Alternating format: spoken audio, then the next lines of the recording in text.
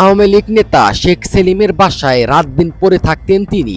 নিত্য নতুন গাড়ি, দেশ বিদেশে প্লেজার টিপ, এমনকি মেয়েকে বিদেশে পড়াশোনা করা, সবকিছুই তার হতো শেখ সেলিমের টাকা দিয়েই।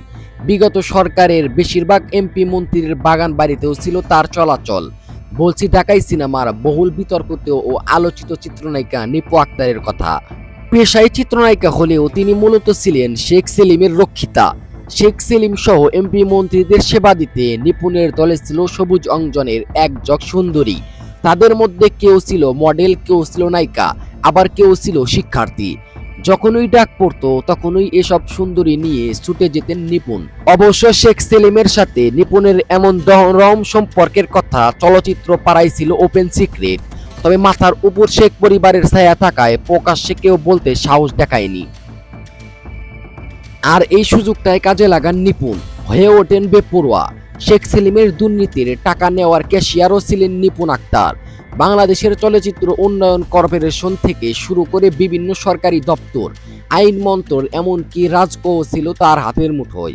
এসব জায়গা থেকে আসা অবৈধ টাকা প্রথমে নিপুণের হাতে আসতো, তারপর যেত শেখ সেলিমের কাছে। আর এভাবেই শত শত কোটি টাকা হাতিয়ে নিয়েছেন নিপুণ।